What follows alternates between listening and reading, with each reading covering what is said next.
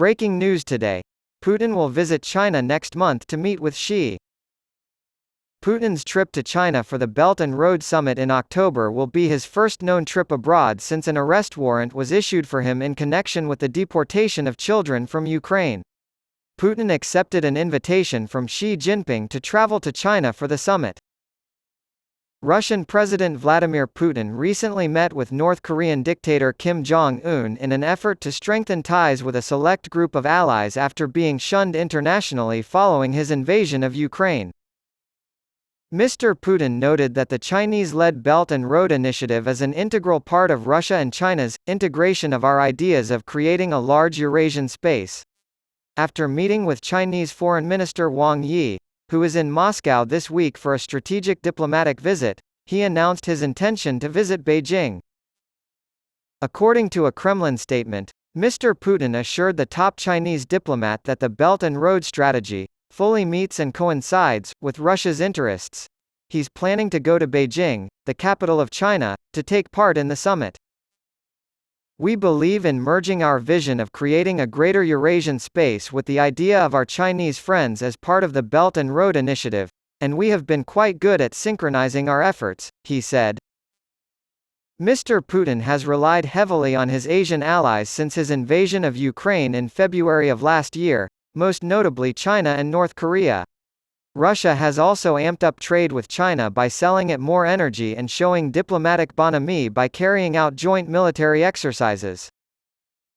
The talks in Beijing will be thorough, said Nikolai Patrushev, a close aide to the Russian president and the secretary of Russia's Security Council.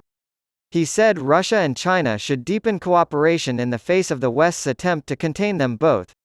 Both countries also have strained relations with the U.S., with Mr. Xi briefly becoming the only foreign leader to have paid Mr. Putin a visit in Moscow until recently, when Mr. Kim reveled in his own six-day sojourn to Russia's Far East.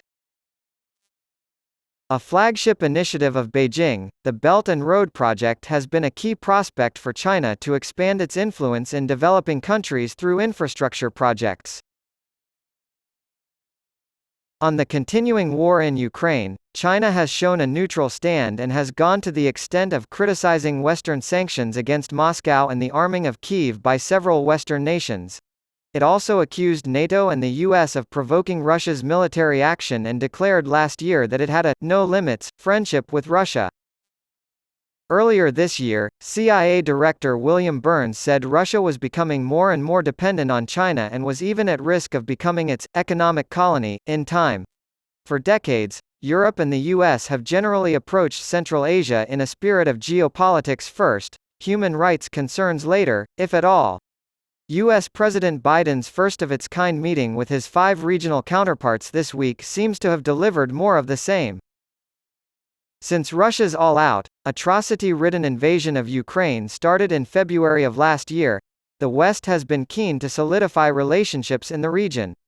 They've been urging Central Asian governments to resist Moscow's efforts to use trade routes through their countries to evade sanctions. Leaders of countries that were long under the Russian and Soviet yoke, now hearing Putin's imperialist talk and seeing his military invade neighboring countries, have their own interests in strengthening their ties with powers elsewhere. But any partnership striving for real security in the region needs to get beyond the old clichés. Central Asia is more than its strategic importance, or its wealth of resources, always at the crossroads of something or other the outside world wants. Kazakhstan, Kyrgyzstan, Tajikistan, Turkmenistan, and Uzbekistan are not simply potential geopolitical allies or sources of commodities. They are, first and foremost, their people. And the people of these 5 countries have long faced some serious human rights violations. In Kazakhstan, protests in January 2022 were met with deadly force, wrongful arrests, and torture. The government has yet to properly investigate and hold those responsible to account. Kyrgyzstan used to be the best hope in the region, with a vibrant civil society and media. However, authorities have more recently set out to crush both. The government of Tajikistan violently represses peaceful gatherings, uses trumped-up charges against human rights defenders and journalists, and has disbanded many civil society groups. Turkmenistan is, quite simply, one of the most closed and repressive countries in the world. In Uzbekistan, a long-heralded reform agenda has apparently been shelved, and the country is in reverse. Restrictions on media and politically motivated prosecutions of journalists have increased. There's been no accountability for the authorities' heavy-handed response to protests in July 2022. All of these things should have been at the forefront, or at least mentioned, at the 5+1 summit of regional leaders with Biden on Tuesday. As it was the first ever meeting by a U.S. president with the 5 Central Asian presidents, so it would have been nice to see human rights in the region play a larger role. And it wouldn't hurt for the 5 to bring up rights abuses in the U.S. too. As it was, however, there wasn't much to cheer about.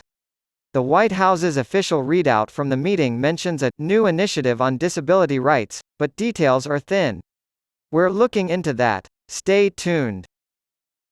Not exactly 5+1 equals 0, perhaps, but sadly pretty close. Central Asian governments are difficult allies, for sure, but friends should be able to talk about tough issues together. And if the US and others are truly interested in security cooperation in the region, they need to think more about its people.